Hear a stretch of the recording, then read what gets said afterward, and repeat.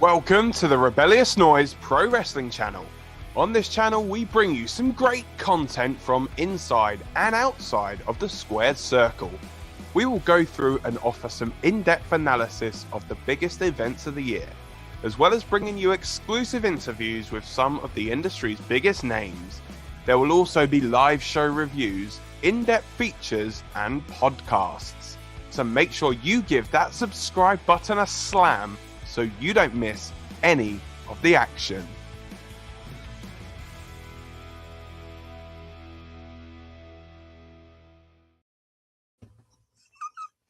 Hey, what is up, everybody? It is Dan here from the Rebellious Noise Pro Wrestling channel. I am joined by Rob and Lucas, and we are here, guys, to talk WrestleMania Night 2, the most stupendous two-night WrestleMania in history. Obviously, that was atrocious, but anyway, we are here obviously to talk about Night 2. So obviously I wasn't on the Night 1 review. So yeah, Night 1 was a bit of all right, wasn't it? So yeah. For the people that are watching, if you haven't heard the review, then me and Scott done it earlier. It was about an hour long, not too shabby. It was a nice and easy one. We kind of broke down quite a few things. There's a few conversations that I actually would like to do at length, and then obviously get up on the channel. Comparisons of Cody breaking down things with AEW and things that were done and whatnot. Obviously, there's a time and a place for that podcast. Obviously, not right now because we're about to get some predictions done. But yeah, it was a good review. So if you haven't heard it already, go and check it out. But what did you got on a quick note? What did you guys think of Night 1? Yeah, I liked it. My problems are more with the amount of adverts now because of Peacock, and just the lack of backstage segments. I think it really missing. I felt last night they could, last year they had the whole Bailey thing, over the 2 nights. It's just nice to have sometimes these little segments, but it just felt like they only exist now to sell you the next thing or someone else's thing. Because you're halfway through WrestleMania and they're showing adverts for TV series you're never going to bloody watch. But in terms of obviously what was actually happening in between the ring, into the rope, the stuff was good. The action was good. A few kind of shock results there. I felt definitely with Charlotte defeating Ronda. I think, I think that was a shocker. And I think also how the actual main event, turned out. With obviously Stone Cold wrestling his first match in almost 20 years. I think, that also. But I think overall, good night. But I'm just worried that obviously the adverts are pushing it to 4 hours. But the whole idea was these are meant to be 2 3-hour shows, and now they're 2 4-hour shows. How do we let that happen? Yeah, exactly. It's weird. They allowed this moment of, all right, so we've got a little bit more time, so let's throw some adverts in. It didn't need it. I mean, they done one last night of the Rock's show of him growing. What is it, Young Rock or whatever it's called? And it was literally Kid Rock. But it was like a 15-20 second advert, and that was it. There wasn't coming soon or anything. It was a moment, and that was it. If you blinked, you would have missed it. But I was like, that really wasn't needed. It all added up though. I think before exactly main event, I think there were 7 adverts back to back, pretty much. Promo packages, adverts, just essentially things that are not new wrestling, new promos. Like watching WrestleMania 7 recently and seeing how they were doing promos before the matches. Just do that. It's not difficult. Again, WrestleMania 7, not the better shows, the worst shows, far not. But it's just over 3 hours long. I think it has 10 matches on, and it still just gets everything in. But it is literally promo match. Sometimes even 2 promos, 3 back to back. But they're new promos, and again, the promos are like a minute long. You don't need everything to be these, what they're trying to do. But that's outside. Like I said, I can't fault obviously the wrestling action we saw last night. We got a lot of bang for our buck. It was good. But let's tonight see if we can. I don't know. We'll see if it's different. Tonight might have to have more wrestling because obviously they did cut a match last night. That has been announced for tonight. But is it on the pre-show or is it on the main show? I guess that's for the main show, isn't it? So this is what I was actually saying to Scott on the review, that they had like a 2-hour kickoff show. Now, bearing in mind, they've got 2 hours worth of space. All they were doing was talking about the build-up and stuff and getting people ready.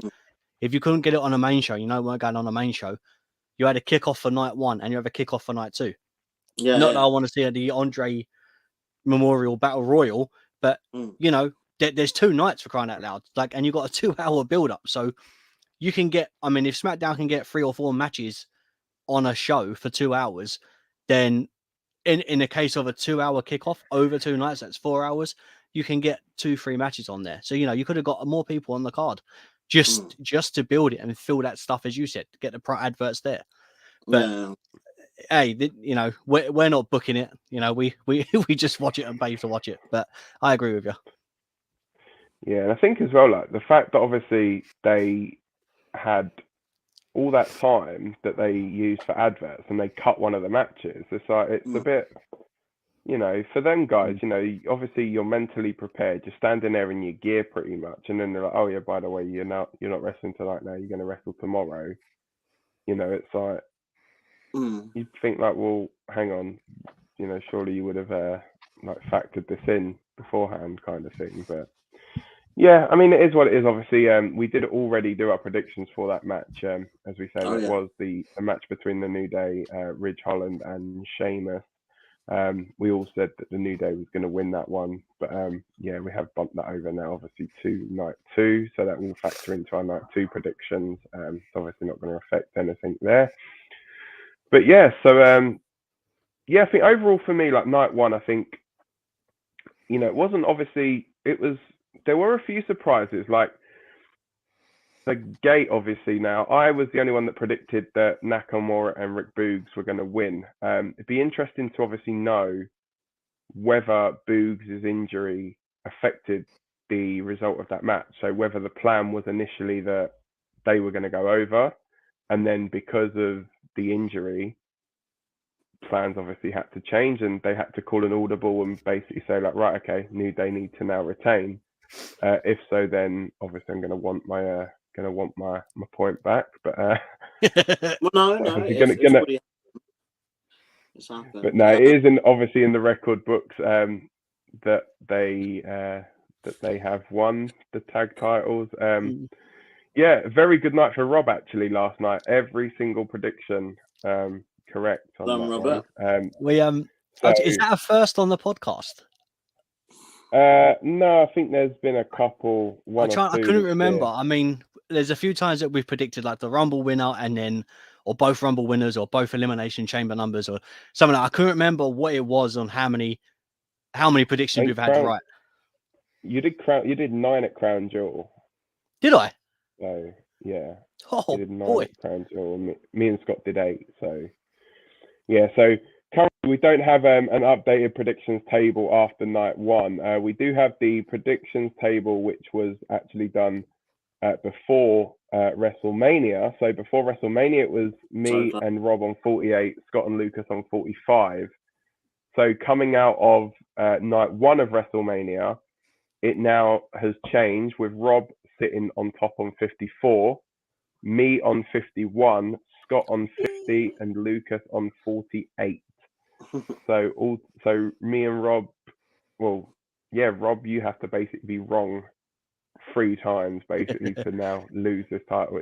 The thing is, man, it's mine to lose, isn't it? It's so annoying as well, especially when you're like, was it Scott last year that was ahead, or was just behind? Someone was ahead, and it was like you can throw it away just by making 3 wrong predictions wrong, and or a bonus point and stuff. It's crazy. I like it when it gets like this. It reminds me of the Premiership when anything can happen over the last couple of days or last few weeks building up. Oh, yeah, but yeah, it's exciting, man. And I mean, as well, the thing with this as well is you've got obviously a women's tag team match, and which is like 4 teams in that. You've got a Raw tag team title match which has 3 teams, so there's obviously two chances there.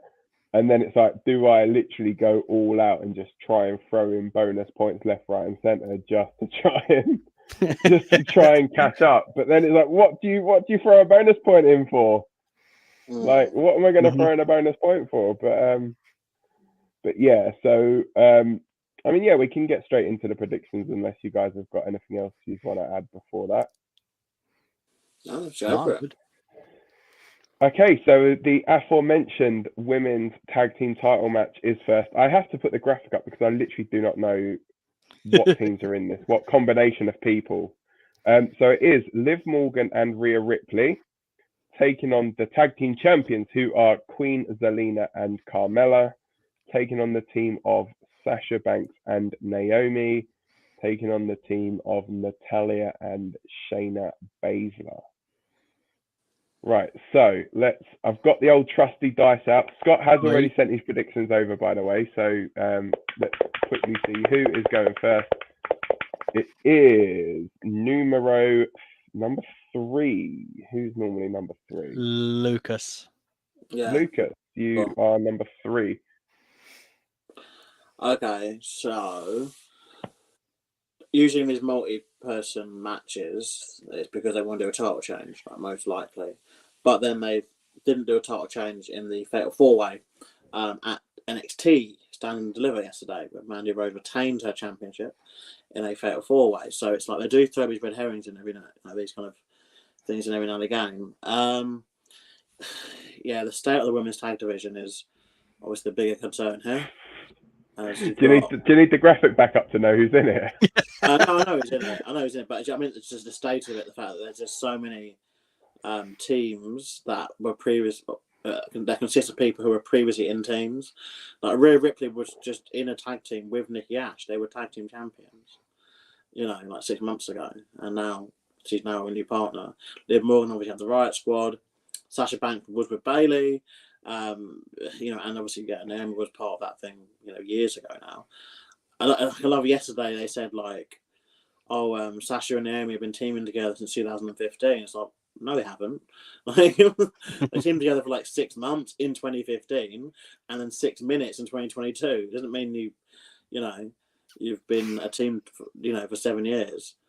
But that being said, I do think there will be new women's tag team champions crowned, mainly because of what I feel will happen in the other tag team title match. The new women's tag team champions will be the team of Sasha Banks and Naomi. Cool. I'm next, right? You are indeed. Yeah. Just to reiterate what you were saying, Lucas, about them teaming for 7 years. Is that Steiner maths that they used to figure that out? Man, this is a hard one. Do you know what? I think this is sometimes I think it's easy going in when you're like, I don't even know. I've heard what you've said. I did see what Scott said. But a part of me thinks, it could be Liv and Ripley.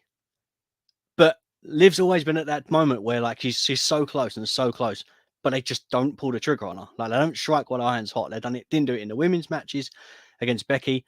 Why are they going to do it now? And Sasha and Naomi are starting to get this build. They were team bad, right? Yeah, with Tamina, I think. So I'm really Tamina, another woman that was previously a tag team champion with Naomi, with Natalya, wasn't she? Yeah. I just. Hello. No, you're good. Oh, sorry. I don't know. I find it really hard to make a decision on who it is. This is. I hate this because it's like, as you said, I'm points ahead and I don't want to throw points away, and I'm so annoyed. I don't like this pressure. I'm gonna go Liv and Ripley because I think at some point they've got to win. They've got to. I mean, I can really push them, and then I reckon that'll go into a feud with probably Naomi and Sasha. I mean, on the flip side, if Naomi and Sasha win it, I reckon they will feud Liv and Ripley. So I think that's going to be the next thing we get out of it. But I'm going Liv Morgan and Rhea Ripley. Right. Okay. So Scott's gone the same as you, Rhea Ripley and Liv Morgan. So Zelina and Carmella, I think, are losing the titles. But then it's who do they lose them to? Sasha, Naomi, babyface tag team. Rhea and Liv babyface tag team. I don't think they're going to take it off of a heel tag team to put it on another heel team, which would be Shayna and Natty. So I do have a little thought in my head, like a crazy Dan thought, that they could do a swerve and throw in a fifth team or replace a team. And the replacement for that team, I feel, could possibly be Bayley and Asuka. Oh. Is that a bonus point, you saying? Is that what you're saying? So this is the thing, do I risk it for a biscuit and go bonus point that it's not going to be any of the teams that are announced for this match, and it is going to be Bayley and Asuka? So don't get me wrong, I would love to see it be Bayley and Asuka. That would be cool, actually. That would be really good. Even then, they both had other tag team partners. That's very true. They've both been tag team champions with someone else. Yeah. See, the thing is, it means I kind of have to go opposite to you to have any chance of winning, and I have to throw a bonus point in somewhere. Well, yeah, this is up to you. You got 7 matches, haven't you, to kind of choose to do this with? I guess. Is it? Are you not the first one? Lucas, shush. Let's shush. Well, the thing is, remember you got the triple threat tag, haven't you? Shh. Yeah, you know what? I think the most likely will probably be Rhea and Liv. To be honest, is probably going to be the most likely. So I'm going to go with that, Rhea and Liv. Lucas, if I don't win this championship now, I'm blaming you for that. It's very Rhea and Liv for me. Yeah, it's very tense. It's very tense. His last few predictions, I guess, as obviously, like it is all to play for. So we're now going to the Anything Goes match, which is Sami Zayn taking on Johnny Knoxville from Jackass. So let's see who's going first on this one. It is number 2, which would have been Scott, and Scott has said Sami Zayn. Oh, wow. Let's do it to me. So, usually celebrities don't win matches, isn't it? You know, it's notorious. They normally do quite well, actually. Well, yeah, I mean, it depends when they are, actually. But yeah, there is precedent here where I think just on the basic probability, like they've probably lost more than they've won, just about. It's very tricky, this one, because I absolutely adore Johnny Knoxville. Absolutely, like I just, Jackass was just the thing you watched, wasn't it? Like as a kid, like it was always on telly, and you always found a way to turn it on and watch it. And these guys were like heroes, I mean, to so many people in a weird way. And but it still just is. This match is just 10 years too late. I love him now even, but he's not able to do much, is he? I don't know if that will factor in to the company decision to have him lose, potentially. Who, Sammy or Johnny? To have Johnny lose. I feel that maybe because I mean it depends, because he could also just be in the match to do like one spot or one bump potentially. And that's like the headline grabber. Because again, with celebrities, look, what they're looking for is like that celebrity in their celebrity world to go back into that and to talk obviously highly about the WWE, and about obviously how they were treated and what they got up to when they got there. They want the clips for social media, don't they? Of obviously Johnny Knoxville knocking out, Sami Zayn or whatever, or putting him through a table, or whatever it's going to be. Because anything goes, isn't it? Interesting choice of words, isn't it? Like not extreme rules, not no disqualification, not fork out anywhere, just anything goes. So I mean, can they get a gun out and shoot each other or something, and they run each other over? Where are the limits? Anything goes apparently. And like, does that mean it's, as I said, like, does it mean pinfalls must count anywhere technically, or does it have to be in the ring? Like it's very ambiguous, this. And and because it's ambiguous, that then leads me to think that Sami Zayn is the more likely winner. And so I will put it in. it's annoying because you kind of talk yourself into something, isn't it? Then you kind of don't want to say it. Does that happen to you guys? Kind of A little bit. Just when you're about to say it, you go, actually. That's the thing of all the counter arguments to what you just said. So maybe I should go the other way. I will go for Johnny Knoxville winning then. Yeah, I think even with the possibility of like loads of distractions and loads of outside stuff, I think that could still be where they could set up a big spot for Johnny Knoxville to do. So potentially he might be jumping off like a golf cart or something, through a table. And that's still going to get the headlines tomorrow, but he gets to win as well. So yeah, let's go for Johnny Knoxville winning. Do you know what, Lucas? You're absolutely right. It's one of those things where you can talk, like, as you were talking, I was thinking, all right, I've got an idea. And then I went to speak and I was like, no, I don't agree with my own idea. I'm playing devil advocate with my own head. No, I say that quite often, to be fair. I just, do you know what? It's weird because it's the one of the most random matchups I think we've had to talk about in a while since the pandemic era. I mean, we won't talk about Ray losing and the eyeball and the swamp monster thing happening and zombies appearing. Wrestling's weird as it is.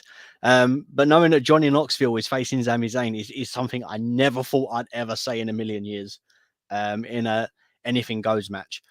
I just think that Sami's in this position where he can take a loss and bounce back because he's got the conspiracy stuff and he can bounce from that. And I think if he wins, it doesn't do justice for Sami.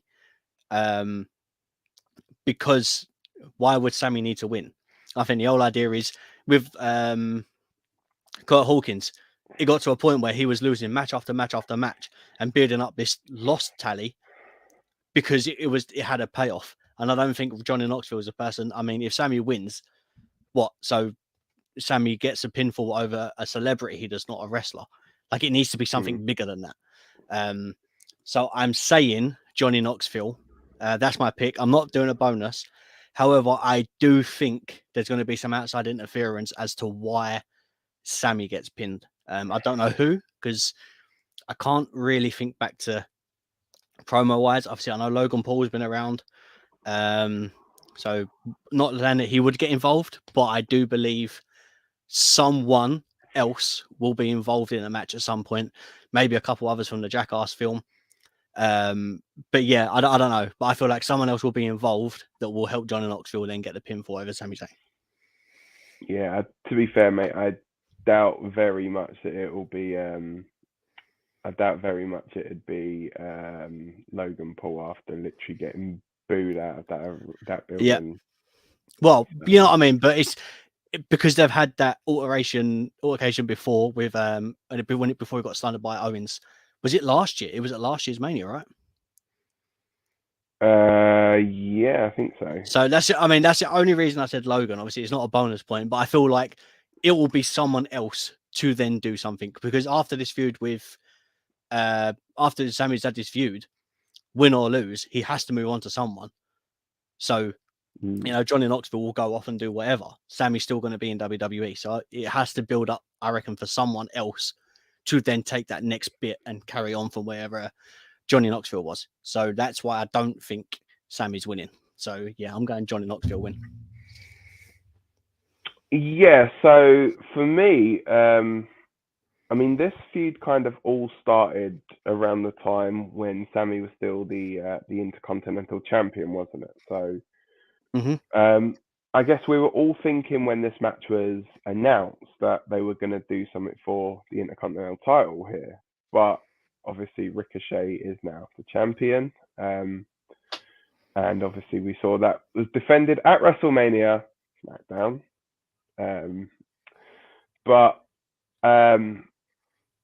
Yes, it makes me think, okay, so was the plan then just for Sami to retain, like to win the match? So the reason that they're now doing it and they've made Sami drop the belt is so then they can still do this match, but maybe have Johnny go over instead. So what I am going to say is that I feel the winner for me, it has to be, I think Johnny Knoxville, purely because obviously the match is not for the Intercontinental Championship. I think if it was for a title, then it would be a lot better. But sorry, it would be a Sami victory. But yeah, that's what makes me think Johnny's going to win, purely for that reason as well, is the fact that it's like not for an Intercontinental title. And obviously an anything goes match. You know, if it was, say, a straight up wrestling match, then obviously you would say most likely Sami. But then obviously being anything goes, in my opinion, will favour Knoxville a bit more. So we can't hear you, Rob. Sorry, yeah, I just come up the mic, was weird. My bad. Yeah, thoughts on maybe Ricochet being a person to help Knoxville or a PR? Because I mean, as you said, Sami did technically lose the title to Ricochet. Do you reckon that's something that they can kind of throw in the mix to rebuild again? Potentially. Possibly. Yeah, they could build him up to that again. You know, Sami's always kind of a lot of fun when he's got that title as well. So yeah, potentially. Yeah, and yeah. the thing is, you got things as well, because obviously with the unification match coming later in the evening as well, you're going to obviously have one main champion that I'm guessing will most likely float across both brands. So it would mean then there would be, I guess, a heavier emphasis on the US and Intercontinental titles. Yeah, because there'd be a loss in that title area, so you'd have to push or elevate a championship. So yeah, exactly. So yeah, and possibly, you know, they could give Sami that role of doing that, I guess. So yeah, it looks like we've got a guest as well waiting to join us all the way from the US of A. Hello. Oh, all right, mate. Did you see that? It's cold air. You can tell how cold I am. I'm sitting in a soaked beer garden. So I've got a wet bum. Typical Brit. But I mean, I thought, you know what, I jump on and run out of the noise, and I thought, you know what, I'll be able to squeeze my way in here. How New York does this look? Hold on, give me 1 second. Can I change my camera around? Let me just turn it around. Hold on, look at this. Oh wow, yeah. Oh, fully. I think I'm in someone's back garden. I don't know where I am. How's it going? What have we predicted so far? Just verse 2 now, isn't it? Just 2. Yeah, so we did women's tag. So we all basically said, Lucas said Sasha, Naomi. Me and Rob both said Rhea and Liv. But yeah, I was basically umming and ahhing because of the points difference, whether to use a bonus point and go with Bayley and Asuka. It's like a wild card. Yeah.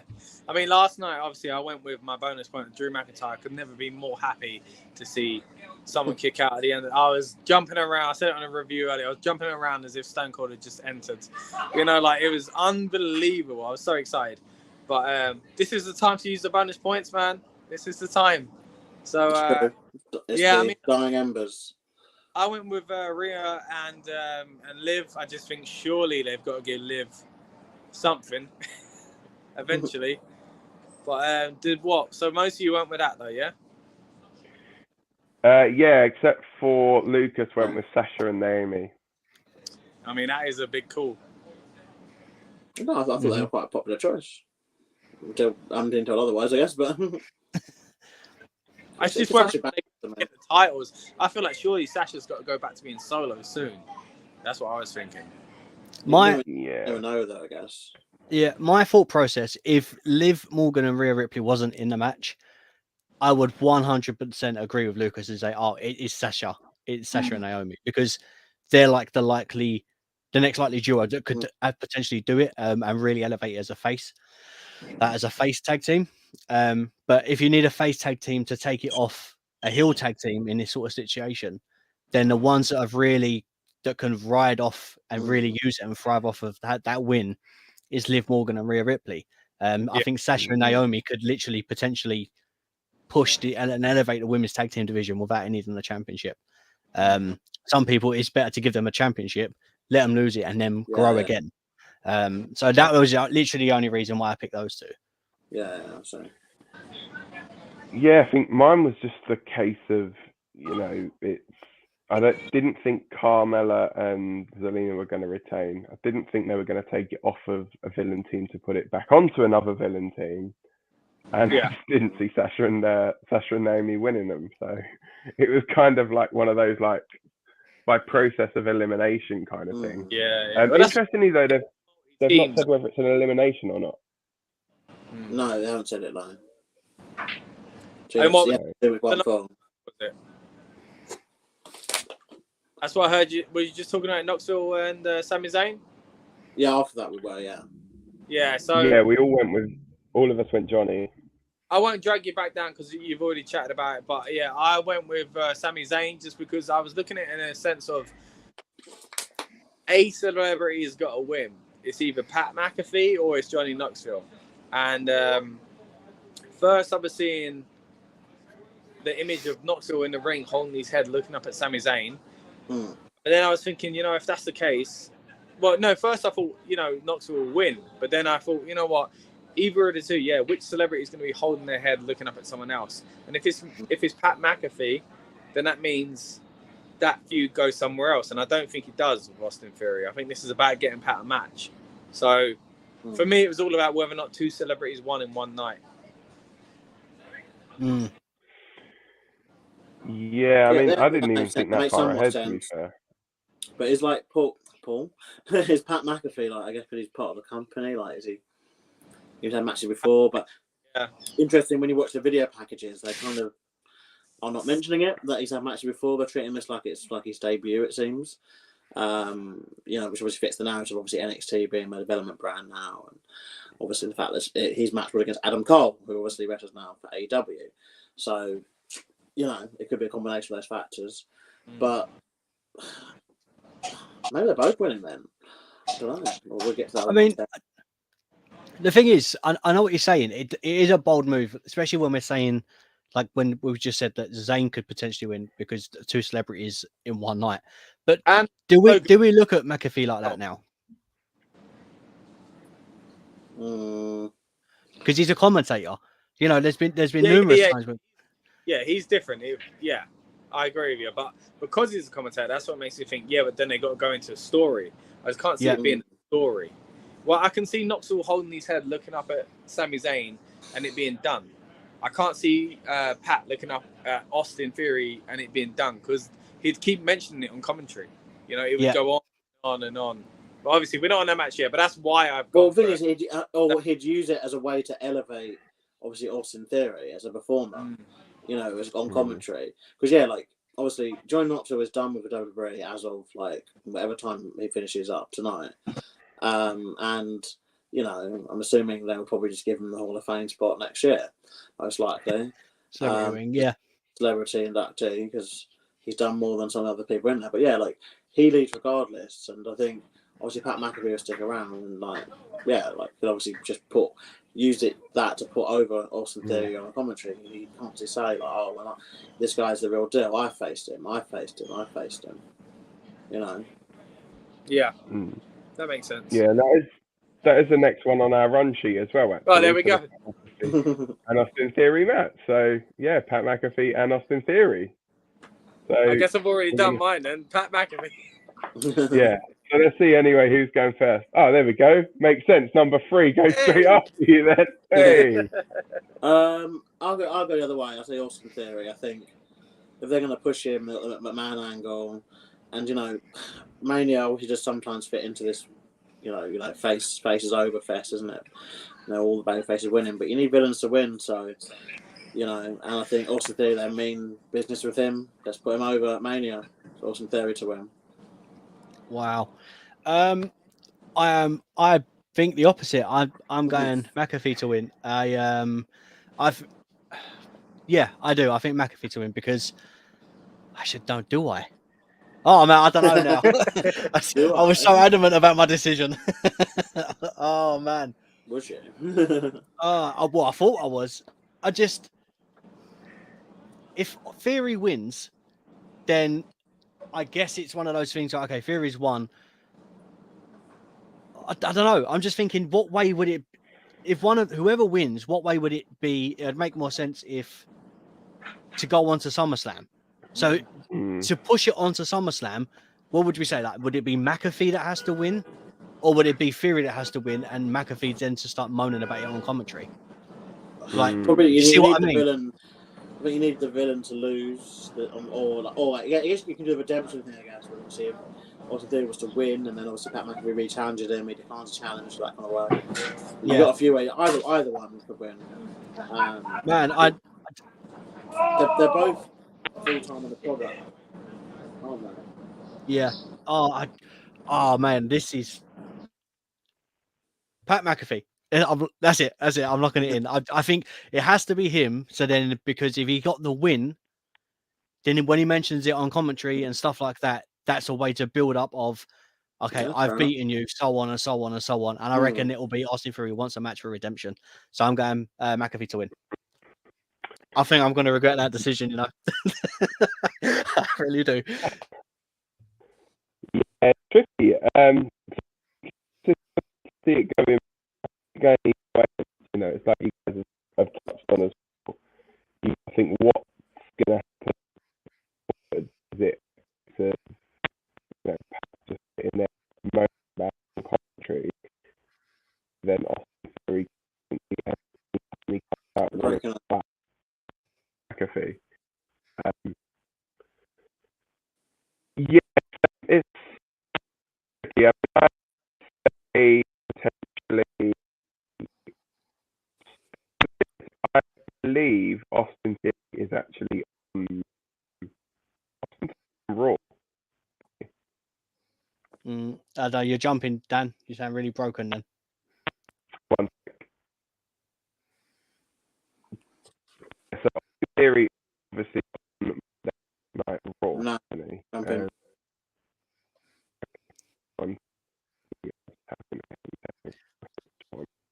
Here we go. No, I can kind of hear him, but I can't hear him. It's like it's really crackly.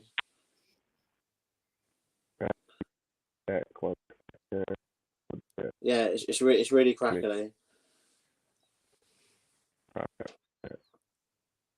Shall we continue talking without Dan potentially? While he maybe fixes that. Obviously, loads of matches coming up. Obviously, it's Mania weekend. I think we're all extra tired today as well. Like it was a long one last night. We spoke obviously about already some of the other stuff. We can't get his prediction for anything, can we? Because he's still Any better? There we go. He's back. Yeah, he's back. I'm back. What happened? Yeah, so pretty much what I was saying before I was so rudely interrupted by this bloody microphone was essentially so I can see this being like a one and done kind of thing actually, because obviously McAfee's on SmackDown, Theory's technically on Raw, so you know I guess their paths are only really going to cross at like premium live events now, and potentially there could be like the involvement of Vince as well. I reckon potentially with Austin, not necessarily to help Austin Theory, but you know to kind of be there to like G him up kind of thing, which does make me kind of think Theory may win. But then, I do think it could even be that it turns into a tag match, Austin Theory and Vince McMahon versus Pat McAfee and Michael Cole. That's an out there one. That is a proper out there. You got a bonus point now, pal. They did do Al bonus point here. And Taz against Do it. JR and Jim. No, Al Snow and the coach, wasn't it? Against JR and Jim and Jerry Lawler once, wasn't it? They did way back in the solo pay-per-view days. I think like 2002, 2003. So weird things happened. We just need Teddy Long to come in and go like it's going to be a tag team match player. But no, I mean, trying to weigh it all up really, because I think it is really one of those. It's like a flip of a coin, essentially, as to who's going to come out victorious in this one. Because there's there's options for both. So I think I'm gonna go with a victory for Pat McAfee. I'm gonna go with. Watch it be Austin Theory now. So Pat McAfee. I think it's been a bit of a tricky one, that one. So I think we'll move on to the next match as well, which is the Raw Tag Team Championship match featuring the Tag Team Champions RK Bro versus the Alpha Academy versus the Street Profits. So let's have a quick look and see who is going to go first on this one. It is number 4. Oh, I hate going first. Well,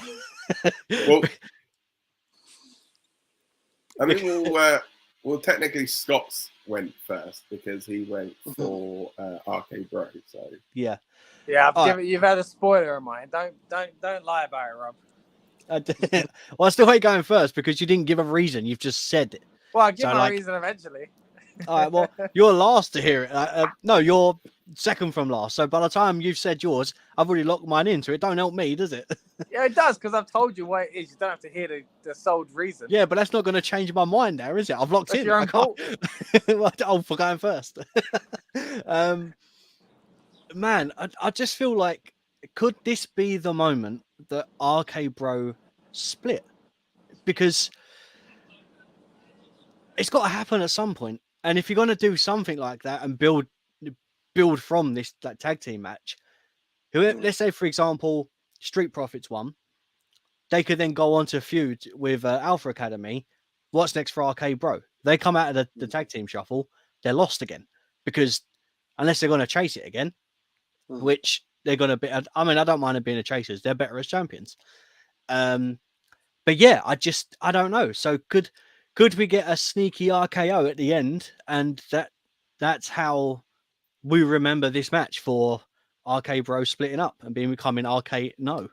Well, I don't know. I just can't see a retention. I really, I don't know. I don't know if I can see a retention. And I think if anyone's going to win it, like, I would like to see the Alpha Academy win it because they've really pushed, but they've had it recently, right? And lost it to RK Bro. Recently, they got sandwiched in between those two rounds. Yeah. Oh man. Only recently as well. Strange one. It's very strange because I feel like if that's the case, then it could be Street Profits. Okay. That's generally how these kind of matches work. Yeah. Well, yeah. But I mean, like, if someone's already had the title, they're not going to hot potato between them because I think it demotes the meaning of that title. So by giving it to someone new, it's like, oh, it's fresh again. Street Profits haven't had them for a while either. Yeah, but yours is all based on a possible breakup that might not happen, but feels like it will happen someday. It's got to happen at some point, right? Yeah, but there you go. It's WrestleMania, man. If there's ever a time to do it. Yeah, but I just don't see. I'm just jumping ahead now. I'm helping you out after all. Go on. I just don't see like a need to break them up, and I don't see a need for the other teams to win it. Yeah, not right now. Yeah. They're not exactly on fire, are they? The other teams. True. I mean, yeah, thank you. It's funny. Like, but other than that, like you said, they just had the titles anyway. So like they've already had their run, their reward for being entertaining. I don't think they need to win it again, personally. Yeah, that's what I mean. This is why I'm really struggling because, as I said, they've had it and lost it to RK Bro. We actually haven't seen RK Bro really go against Street Profits and have like a back and forth with them and things like that. Like that's the fresher one. And I just think if RK Bro lost it to the Street Profits, there's a feud ready there to go, because then it's they're chasing again.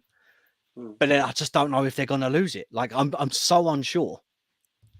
Oh man, I'm going Street Profits to win it. No. Going with the Street Profits, eh? Right. Oh, so it comes around to me now, doesn't it? Bloody hell. Yeah, I think I'm in the same kind of boat, really. It's tricky, this one. It is really, really tricky to choose. So, yeah, Alpha Academy potentially could get it again, and it'd be a nice, I guess, WrestleMania moment for both Otis and Chad Gable. Street Profits, obviously, again, it could be a nice WrestleMania moment for both them as well. And obviously with Bianca winning the Raw Women's Championship last night, congratulations. Having obviously the Tag Team Championships going on to her husband would be obviously a nice way to obviously celebrate that, I guess. But yeah, and then also you've got to think RK Bro. They seem they're very high on RK Bro, or they seem like they're really enjoying it. But do I feel as though RK Bro are better chasing the titles? I'm not too sure. I think they're funny. They're funnier chasing the titles, and there's more entertainment with them chasing it because the things that they get up to. When they're champions, they're more serious. Kind of like New Day. The chase is always good. When they're champions, sometimes you just can't deliver. And that's how I kept looking at it. That's what finally made me go like, well, I'd rather see them chase the title than keep holding it. Then that was literally the reason. Yeah, and also as well, we've got to think.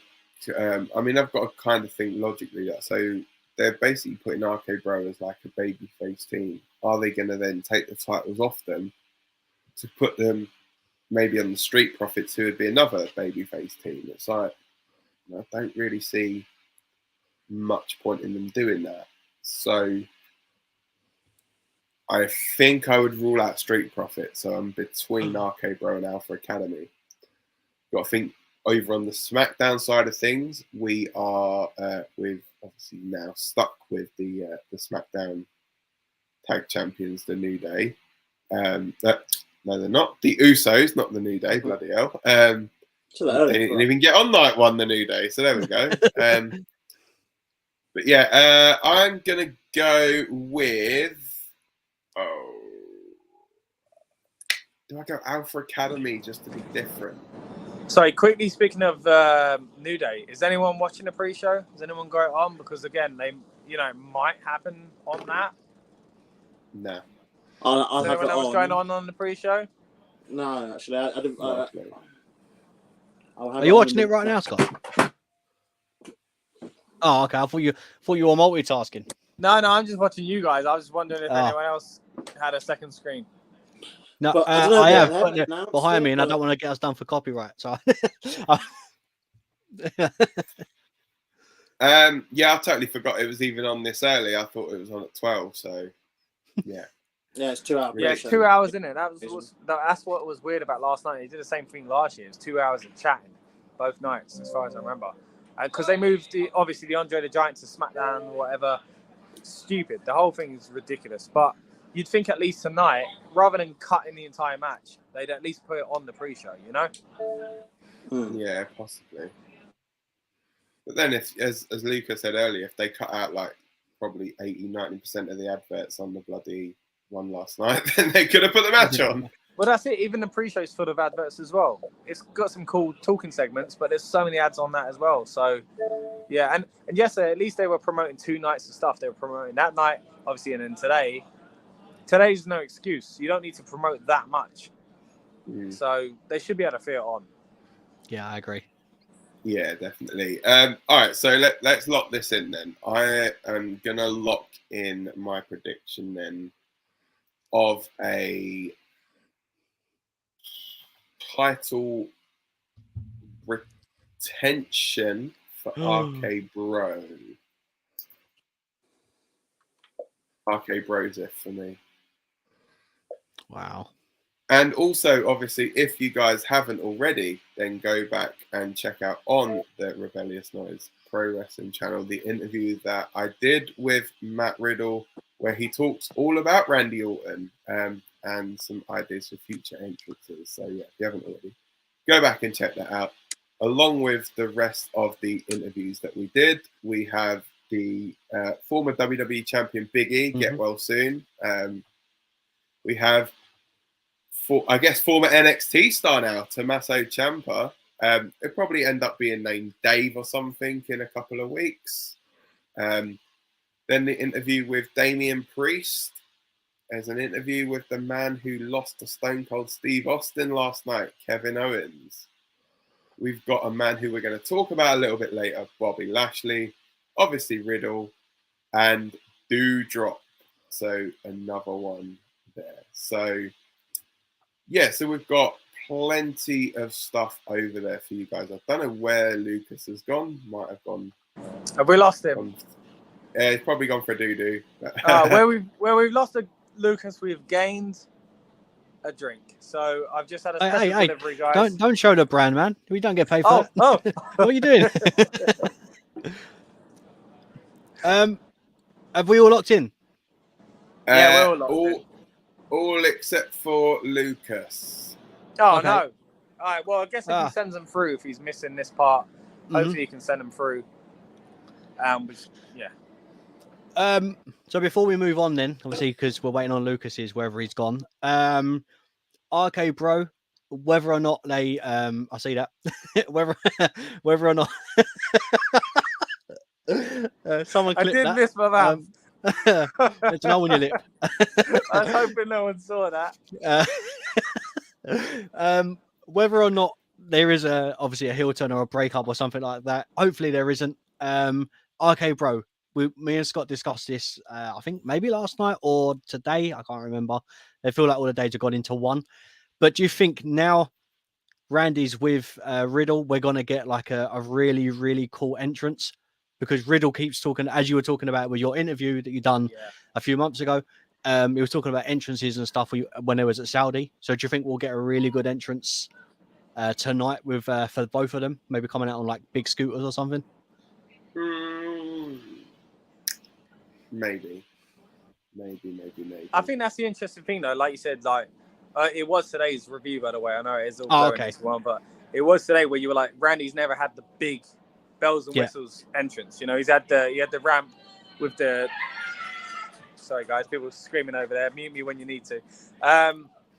We had the snake coming down the ramp that didn't look like a snake that we were laughing about earlier on. Yeah. But he's never had the solo entrance. As Dan's interview with Riddle was more about, obviously, Riddle being funny and on the camel and what can they do together and all this kind of stuff. He said a London taxi and stuff like that. Great interview. Go back and check it out if you haven't seen it already. But please do. Yeah, maybe you're right. Maybe it is about, maybe this is the time that Randy gets his big entrance, but it's with Riddle. I could kind of see that, to be fair. Because if Riddle's doing a camel on his own in Saudi, and Randy's never had a big moment himself, let's be fair, as far as bells and whistles entrance, and maybe his character doesn't really suit it, you know, in some ways, maybe now's the time to do it. No, yeah, because Randy's always been either super serious as a heel, or like, do you know what I mean? Or if he's been a face, he's not been in a position where you need bells and whistles for, you know, for example, like Cena or anything like that. But now he's in this position where he's been very entertaining and he's in a tag team with someone that's very entertaining. Maybe we can see something. I mean, I'd love to see Randy Orton come out on just a scooter. Like, look at that. Rob calling him very entertaining when about, 1 year ago, Rob couldn't stand the guy. I know. It's crazy. Like, I really, really like him. I don't know. Wrestling, man, it's crazy, isn't it?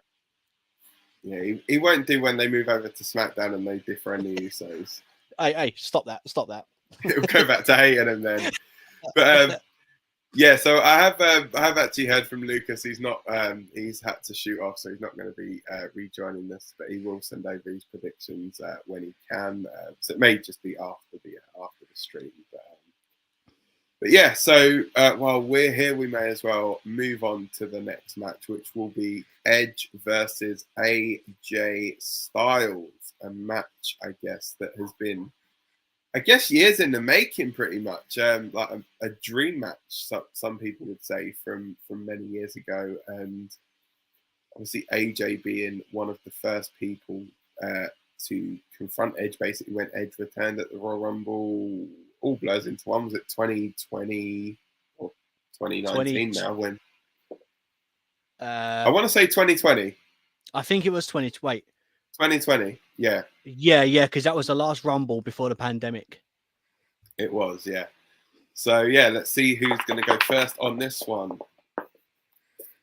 It is number 1, so it's me this time. It's actually been quite a decent dice, this thing. Everyone's got a first. Oh, did you forget to pack the loaded one for me? Yeah, sorry about that, mate. Yeah, but to be fair, the loaded dice has done you quite well sitting there top of the table. So it, Oh, not my predictions, just the loaded dice, Yeah, but then the thing is, you've had the chance to go first, and we could have piggybacked off of all your answers. But yeah, that's very true. Yeah. So right, so Edge and AJ, so Edge is going to win this because there is apparently going to be a new stable that a new heel stable that Edge is going to be a part of, or that he's going to head up pretty much. I think we're going to see the startings of this, I guess, at WrestleMania potentially. There's talk of obviously the first member of that being possibly Damian Priest, so we could potentially see, I guess, a interference from Damian Priest. All I know though is this is going to be an absolute banger of a match. For me, it's probably going to be a match of the night contender. But yeah, for me, I think Edge is going to go over in this one. Wow, I mean, yeah, I haven't heard much about this stable conversation or anything, but now that you say it, him and Damian Priest, I don't want to say the new brood because we've had that already, but the new brood kind of character, the nude, the new brood, where he's recently just been like, you know what, I'm a heel, boom. And before that, previously, obviously, he's showing off like his brood side and stuff like that with his own. We love that double entrance he did. So yeah, that makes sense. I feel like Edge is someone that would do something like that. I haven't heard anything about that. So yeah, that's completely news to me if that's a rumor going around. But yeah, I'd like to see that. To be fair, as far as this match goes and whether or not that affects this, I mean, yeah, I guess it would. Like Priest could come out. He hasn't got a match, has he? So that would kind of be an interesting way to kind of set this stable alight if those rumors are something that's about to happen. But the match on its own, the reason, so I've gone for AJ. I saw it as even though again AJ is not exactly a young spring chicken himself, I feel like we've said Edge coming back. What is this? Is this the greatest hits? Is this a passing the torch? What's going on with Edge? So I felt like this would be not a passing of the torch, but it's probably a match that he probably thought would have been a passing of the torch about 6 years ago, and that's why he's gone with it. So I feel like he's probably thrown AJ into this match or requested that match because he wants to let AJ beat him. Okay. Obviously we haven't got Lucas's. So it makes me next.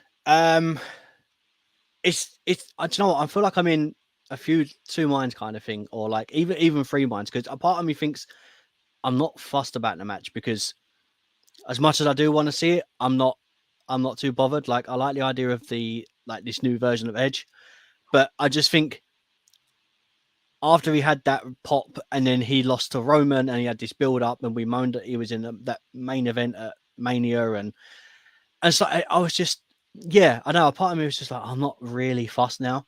But since he's been doing all this stuff with AJ, my mind has changed. So I don't know if it's a part of me is, I'm not sure on this version of Edge because it's another version of Edge that we haven't seen. He has kind of repackaged himself again, which is, I love seeing when wrestlers can do that, revamp themselves. But I just don't understand it. From my point of view would be if you've just repackaged yourself, like you've got this whole new style, a whole new music and all this stuff, and then your first main event is at WrestleMania and you lose, what a waste of time. I just can't see Edge losing. The only way I can see that happening is AJ winning by DQ because of Edge. But then I feel like we'd be cheated out of a match. And is that something that Vince would do? Maybe. Is it something that Vince could go and do tonight? I don't think so. So I think Edge is going to win. So I will lock that in. I'm not bonus pointing, but I do think something will happen to push this. I think this is one of at least 3 matches that we're going to see between those two. I think the next one's SummerSlam. So yeah, it could well be a mini wrapped up at like a Saudi event or something, possibly. Mm-hmm. Who knows? So yeah, cool. So let's move on to the last match pretty much announced at WrestleMania, which was Bobby Lashley and Omos. A bit of a strange one, actually. I genuinely thought this match was a joke when I saw it posted online. I genuinely thought this wasn't actually happening. Yeah, no, it's one of those. It's kind of strange. Just came out of nowhere. So yeah, I'm not Bobby too was sure injured, right? Yeah, so literally only just because he got injured, I think, at the Elimination Chamber. Well, amazing that he's managed to come back so quick. And that's what's maybe this was probably weirdly enough the hardest match for me to predict was this one. Yeah, and they're doing this whole thing of like Omos has not been knocked off his feet as well, which we obviously know, he has been previously, but and obviously winning the tag titles last year at WrestleMania with AJ as well. So yeah, let's see who's going first anyway with this one. So it is number 3, which would be Lucas generally. So I guess we'll flip back round to you, Rob. Yeah. Do you know what? I know I say it quite a bit. There's matches that I find really hard to predict, especially when this is kind of like the final predictions for us to for the little trophy for the end of the year. I just don't know who's gonna win this. I really haven't got a clue. Like every other match, I've kind of gone in with an idea of, all right, I will listen to what everyone says. I'll always make my mind up, listen to what everyone else says, and if I think actually no, I agree with them, I go that way. I've always done that. But with this one, I really don't know. I mean, if Bobby Lashley, obviously they call him the Almighty, if he beats Omos, what does that do for Omos? If Omos beats Bobby Lashley, what does that do for Bobby Lashley? Like, I just don't see there being a way out of this and it looking good for both guys. And I don't want a bonus point that the match isn't going to go ahead because I think they could just brawl, but something's got to happen. Time constraints. Yeah, I really, really don't know. I feel like something's going to happen, but maybe to not. Maybe, but he's got rid of them. I mean, they've been Hurt Business twice, and they've gone again. We haven't seen them, so if they come back again, maybe 3rd time's a charm. But I really don't know. I think if anyone I think if anyone should go over to help elevate them, Bobby could bounce back. I don't think Omos could, because once you've slayed a giant, the giant no longer looks menacing, and and that's not just picking on because Omos is huge, but we've seen it all the time. Big Show, Andre the Giant when he got slammed. Okay, now what? Great Khali, there's Giant Gonzalez. There's the minute they've been knocked off that pedestal and they can be beaten at like Braun Strowman, that energy around them and that threat around them can be beaten.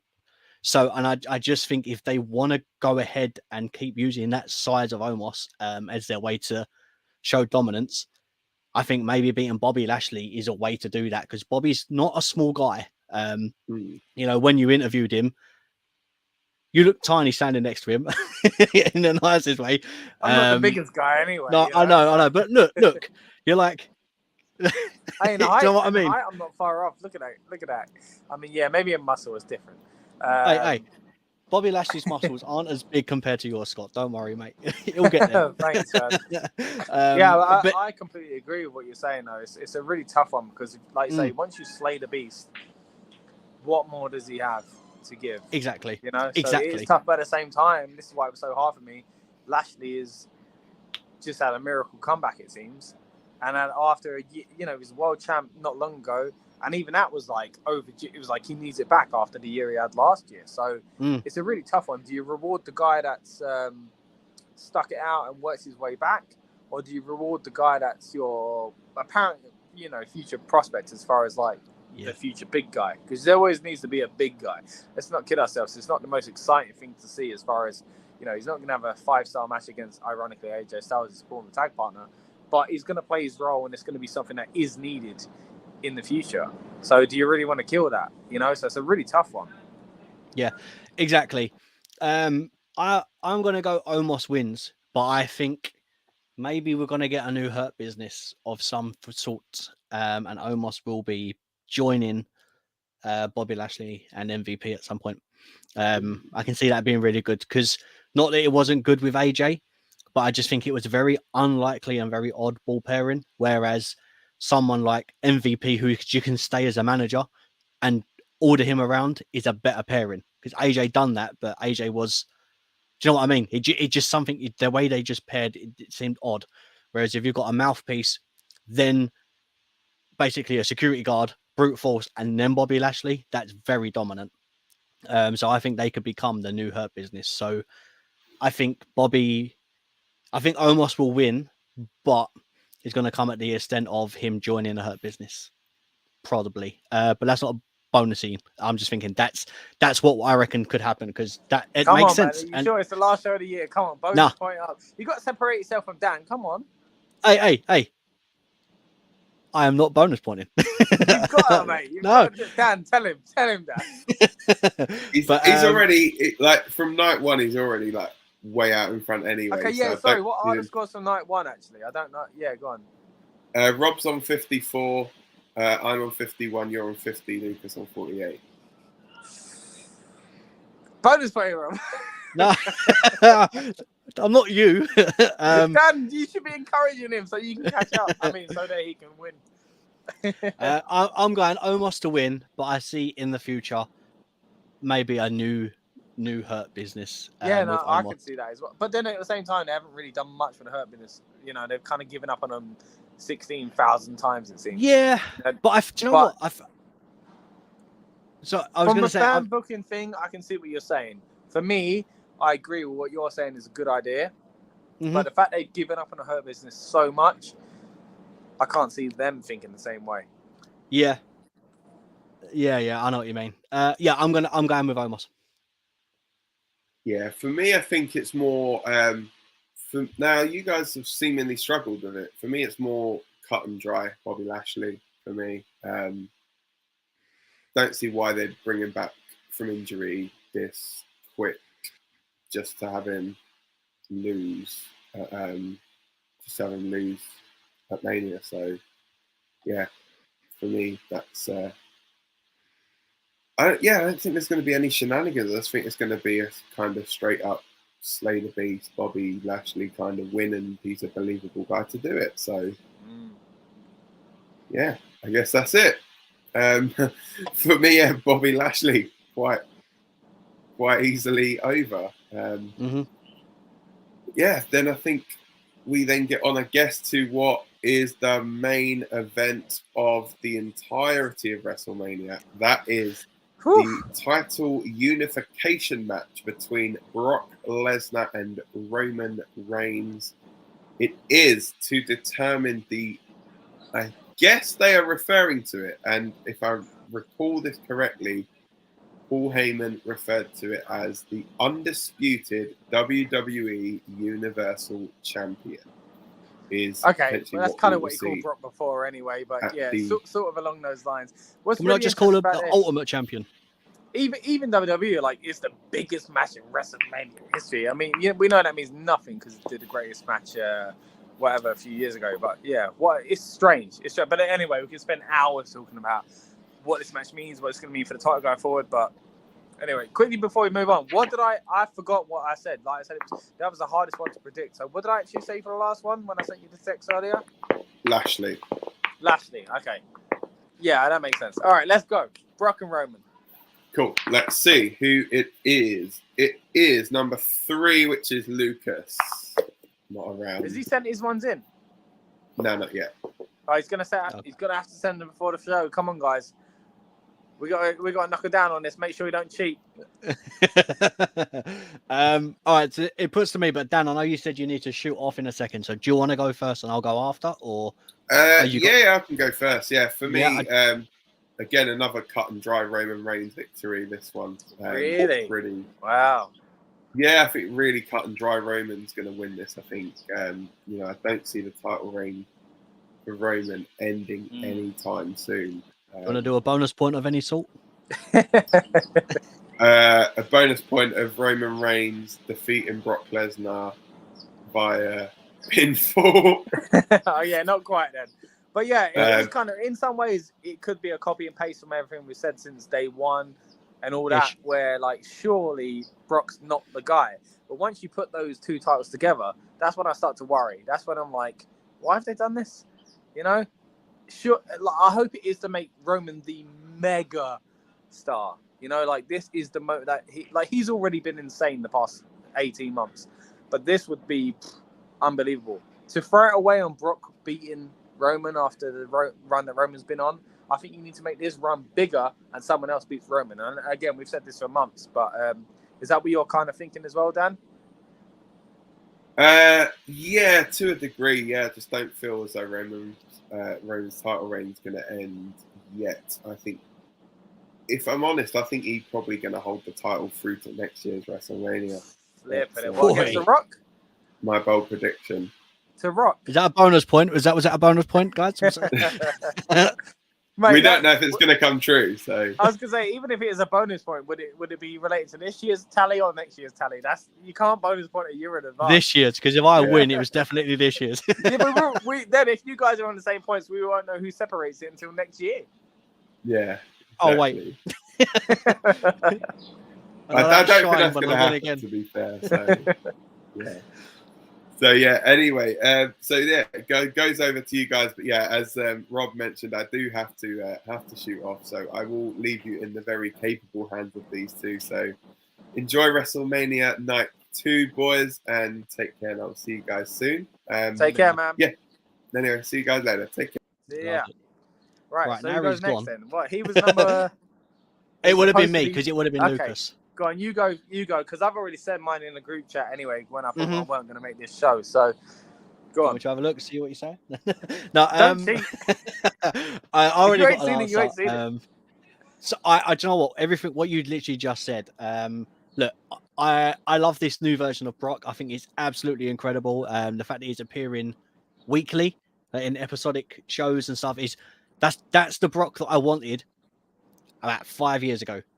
And we didn't get that. We got kind of half-hearted, show up when I can be bothered Brock. And I feel like what he's doing now is probably one of his best runs. I think it reminds me of, do you remember the run that he had when he was doing the comedy stuff with Kurt Angle? And he was having these competitions, who could do the most press-ups. And it reminds me of that, but with a bit more, like he's being his country boy, him being himself. He's not trying to be anything other than himself. And I love it. Absolutely love it. However, good things need to come to an end. And I don't think Brock is walking out with a title. Roman Reigns will be he's going to be a two-time. Well, he's going to be, what should we call him? He's going to be the ultimate champ, basically. He's right. Yeah. Can you imagine the boos if Roman does that spear and pins him clean in the middle of the ring and lifts up both of them championships? Will it be boos? Because I mean, back in the day, there was boos on both sides. You know, like, is that really what would happen? I don't know. I mean, people do enjoy Brock, but let's not pretend that they haven't enjoyed Roman. Yeah, but I think it's getting to a point where people still want to boo. If it's weird because it's kind of double turned. Like, do you remember before we had Rock and Austin and they double turned at the same time? So yeah. But I just can't see a double turn happening. And I mean, when you have Brock versus Roman, 9 out of 10 times, everyone always cheered weirdly for Brock because they didn't want Roman to be champ. Now people are going to be cheering for Brock. And again, if you put Brock against anyone else, they would have gone against Brock. Exactly. And now we're in this weird position where people are going to be cheering for Brock because they don't want Roman to win anyway. So, but it's a different way. Back in the day, it was because they didn't want Roman to win because they didn't want falls down our throats. Now, you don't want him to win because he's such a good heel, you know. So it is strange. It is a really weird predicament, and this is the whole thing about why I've enjoyed this feud because it's been a new dynamic to a feud we've already seen. For me, so you're going with who? I'm going with Roman. You're going Roman. So I was going Roman as well. And I think, yeah, same. I think he needs to just keep, like, there's more benefit in piling on top of what Roman's already built than there is on taking it away only to put Brock. Because what Roman has done is incredible. It is a generational thing. If Brock got the title, as much as I love Brock and the run he's been on, it would be a normal WWE storyline, you know? So for me, it's all about Roman, you know? Yeah, it's weird, isn't it? Because look, I love both guys. Independently, look, I'm repping Roman now. You know, like, a little bit. But I'm repping Brock in my physique. I see that. But yeah, look, I like both guys independently. I was a big fan of Brock when he was on his first run. When he come back, I wasn't a fan, but hey, we get to see Brock again. You know, it was like he was there when he needed to be because it was a draw. Like people tuned in to see him, and now, yes, Brock is a draw, but we get to see him weekly, and I think that's something we're enjoying. So the minute he disappears, we're going to miss him. So when he comes back, if he does, whoever he faces next, that's going to be interesting because we'll have a dynamic of, is he a heel or is he a face? Whereas with Roman, if he becomes a multi-time champion or like Roman 2 belts or whatever, then like that's a new thing. Like we've had people become a two, like, you know, Randy Orton carried both championships. Yeah. Cena's done it. Brock has done it before. Daniel Bryan. Like, so people have done it. Yeah, it's weird because if he does do it, and I can picture it, I can see it on Raw, him doing it on 2 titles, or on SmackDown, wherever it is. But at the same time, it doesn't feel right, and it makes no sense. Yeah, I've already argued that case, but I think if you look back on day one and what was the Survivor Series? Was it day? No, it was day one that went all kind of haywire, and he just won out of nowhere. And then Elimination Chamber, we're like, no, surely not. We're going to get back on track for the story. The amount of times they've just gone, no, give it to Brock. And I've been like, oh, really? So maybe they're going to do that again, you know? And I think it will be one time too many if they do. Yeah, definitely. Because people love Brock at the moment. They do. Yeah. And like you say, they kind of are against Roman, but in the sense of he's a good heel, so I'm going to boo him. It's not the whole I'm bored of Roman. There's a really interesting dynamic between the two of them. It's great, isn't it? You know, it has been for 5 or 6 years. But surely they need to be... And like we mentioned it last night, Cody Rhodes, the end of his kind of AEW run, it was a bit tone deaf. It was a bit like he weren't really connecting with the fans.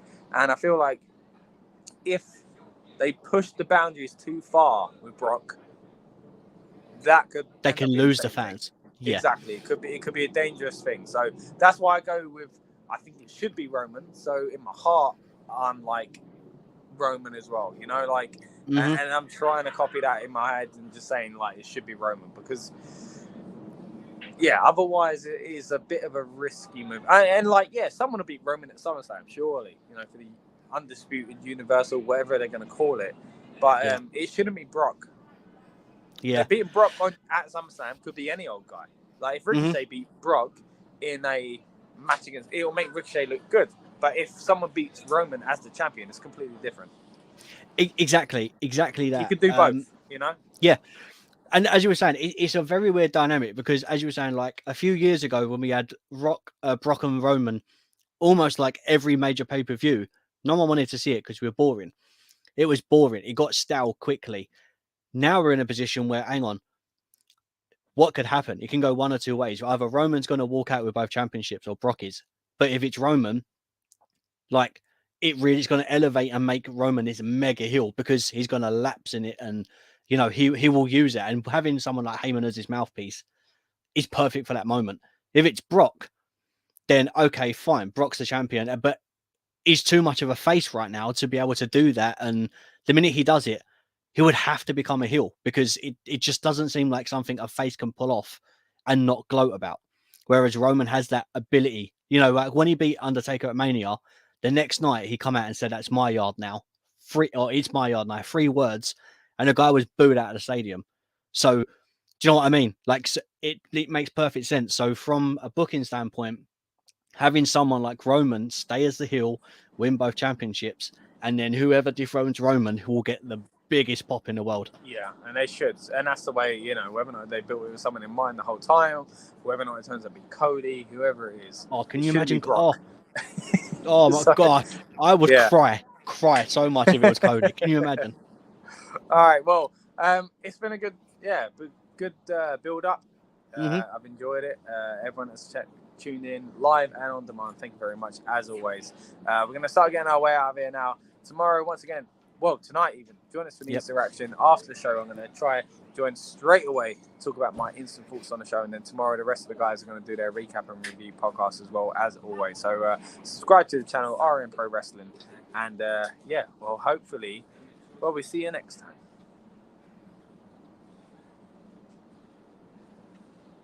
See you later.